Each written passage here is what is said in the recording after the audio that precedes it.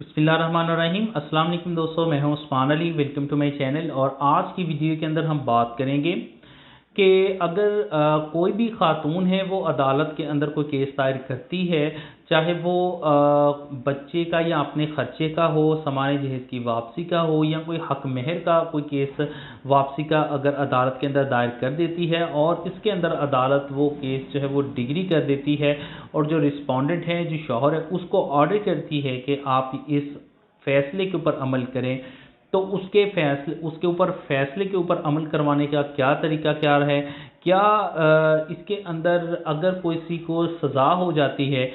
तो क्या सज़ा पूरी होने के बाद भी अगर कोई अमाउंट है उसके ऊपर, या अदालती जो डिग्री हुई है या उसकी जो अमाउंट है, क्या वो अदा करनी पड़ेगी या उससे बरी ज़िम्मा होगा। इसके अलावा क्या अदालत उनकी इक़सात कर सकती है या नहीं। इसके अलावा अगर कोई सरकारी मुलाजिम है, क्या उसकी जो सैलरी है, क्या उसमें से कुछ अमाउंट जो है वो अदालत डिटेक्ट करने का ऑर्डर कर सकती है या नहीं। इस तमाम सवालात के जो है जवाब, या इन तमाम चीज़ों को हम इस वीडियो के अंदर कवर करेंगे। तो मौजू की तरफ जाने से पहले सब दोस्तों से गुजारिश है कि अगर आपने अभी तक हमारे YouTube चैनल को सब्सक्राइब नहीं किया है तो वीडियो के नीचे एक रेड कलर का सब्सक्राइब का बटन आ रहा होगा, उसके ऊपर क्लिक करके सब्सक्राइब कर लीजिएगा और साथ बेल आइकन को भी दबा दीजिएगा, ताकि जब भी हमारी कोई लेटेस्ट वीडियो आए तो उसके नोटिफिकेशन आप तक पहुंचते रहें। देखिए, मेरे पास जो सबसे ज़्यादा एग्जीक्यूशन के हवाले से जो सवाल आता है कि जनाब हमारे ऊपर अदालत ने ये ऑर्डर कर दिया है कि आप इतनी अमाउंट अदा करें या इतना ख़र्चा अदा करें, हम ख़र्चा अदा इतना नहीं कर सकते। तो अगर हम 1 साल की सज़ा मुकम्मल करके आ जाते हैं, अदालत 1 साल की अगर हमें सज़ा दे देती है, तो क्या हमें अमाउंट या पैसे वो अदा करने पड़ेंगे या नहीं करने पड़ेंगे। या बहुत से कहते हैं कि हम जो है वो मुकम्मल करके आ चुके हैं, तो क्या अब हमें दोबारा वो पैसे पे करने पड़ेंगे या नहीं। तो इस सबसे ज़्यादा जो है वो ये सवाल जो है वो पूछा जाता है। देखिए, अगर कोई भी खातून है वो अदालत के अंदर केस दायर करती है, जो चाहे अपना या बच्चों के खर्चा का केस है,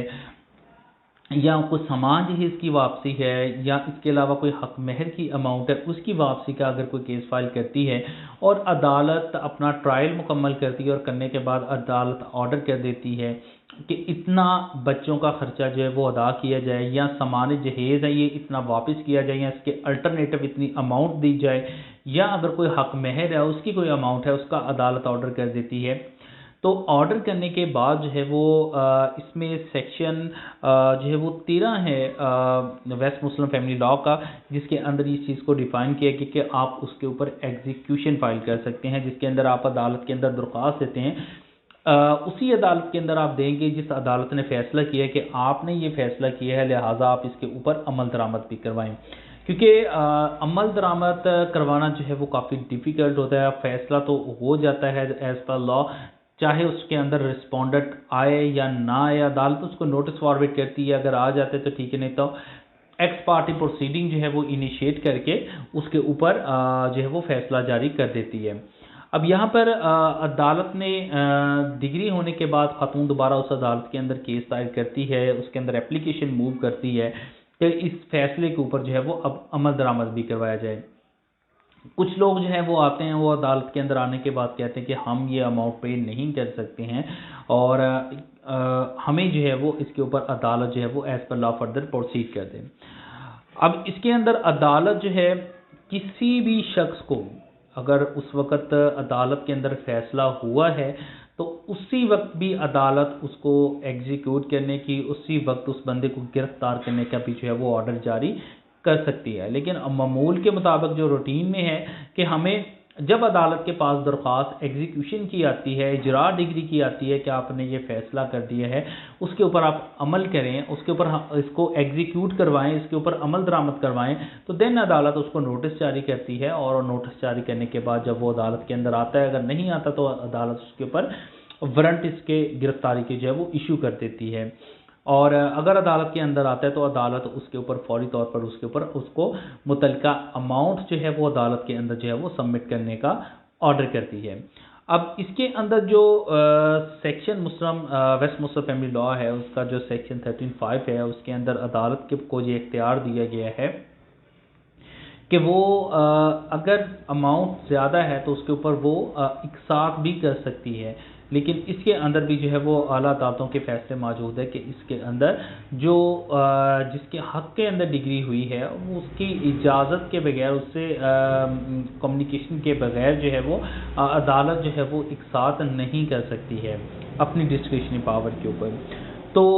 عدالت اقصاء کرنے کا بھی جو ہے وہ آرڈر کر سکتی ہے، لیکن اگر کوئی شخص آتا ہے اور آن کے بعد کہتا ہے کہ میں یہ اماؤنٹ ادا نہیں کروں گا، عدالت اس میں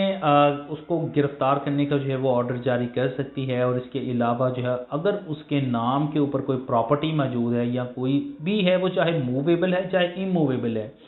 چاہے وہ کوئی زمین جائیداد ہے، چاہے اس کے نام کے اوپر کوئی گاڑی ہے، بائک ہے، واٹس ایور کوئی بھی چیز اس کے نام کے اوپر موجود ہے، عدالت کہتی ہے کہ اس کا ریکارڈ عدالت کے اندر فراہم کیا جائے، اور عدالت اس کو جو ہے وہ اٹیچ کرنے کا جو ہے وہ آرڈر جاری کر دیتی ہے کہ اس کو سیل آؤٹ کر کے، اس کو فرق کر کے جو ہے وہ اس کی اماؤنٹ جو ہے وہ پے کی جائے۔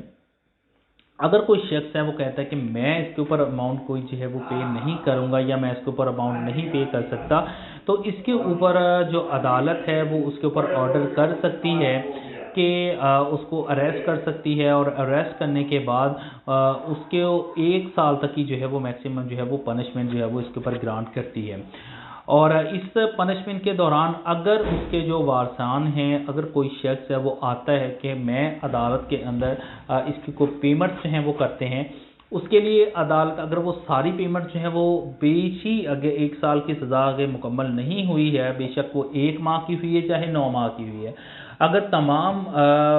جتنی بھی اماؤنٹ ہے اس کو ادا کر دیتا ہے تو عدالت اس کو فوری طور پر ریلیز کرنے کا آرڈر جاری کر دے گی۔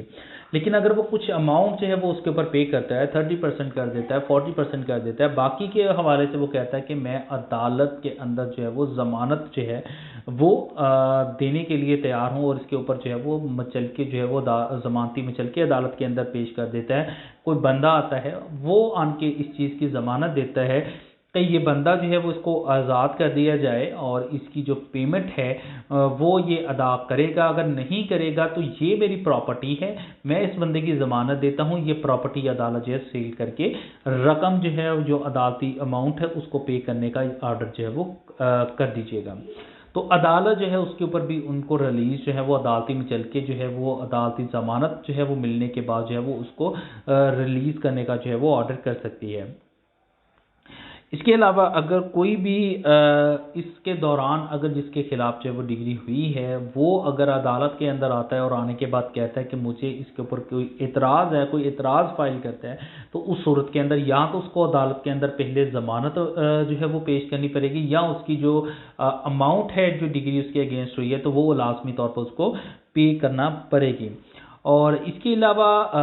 عدالت اگر کوئی شخص ہے اس کی کوئی ضمانت کسی بندے نے دی ہے اور اس کے اوپر وہ دوبارہ اماؤنٹ پے نہیں کرتا ہے تو اس کے اوپر عدالت جو ہے اس کی پراپرٹی ہے وہ اس کو اٹیچ کر کے اس کو کرک کر کے جو ہے رقم جو ہے وہ ریکور کر سکتی ہے۔ اب اگر ایک کوئی شخص ہے وہ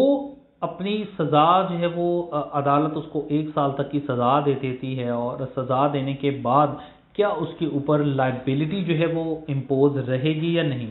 دیکھیں اگر کوئی بھی شخص ہے وہ 1 سال تک کی سزا جو ہے وہ مکمل کر کے آ جاتا ہے، اور مکمل کرنے کے بعد عدالت اگر پھر بھی اس کو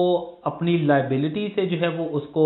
ختم اس کے اوپر نہیں ہوگی، بلکہ صرف اس کو دوبارہ گرفتار نہیں کیا جا سکتا، تاہم اگر اس کے نام کے اوپر کوئی پراپرٹی موجود ہے یا وہ ان فیوچر اگر اس کے نام کے اوپر کوئی پراپرٹی آتی ہے یا وہ پراپرٹی پرچیز کرتا ہے تو عدالت اس کو ضبط کر کے اس کو کرک کرنے کا جو ہے وہ آرڈر کر سکتی ہے۔ عدالت اس کو بینکرپٹ جو ہے وہ ڈکلیئر کر دے گی، اس کے بعد جو بھی وہ کوئی پراپرٹی کوئی چیز جو ہے وہ پرچیز کرے گا تو اس کو عدالت سیل آؤٹ کر کے جو ہے وہ پیسے دے گی۔ اس طرح سے اگر کوئی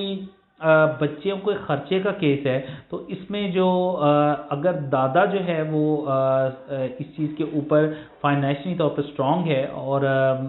دادا جو اخراجات ہیں جو خرچہ ہے وہ ادا کرنے کا پابند ہے، عدالت دادا کو بھی جو ہے وہ بچوں کا خرچہ جو ہے وہ ادا کرنے کا حکم دے سکتی ہے۔ اور اس میں عدالت کا ایک فیصلہ بھی موجود ہے کہ اگر کوئی بھی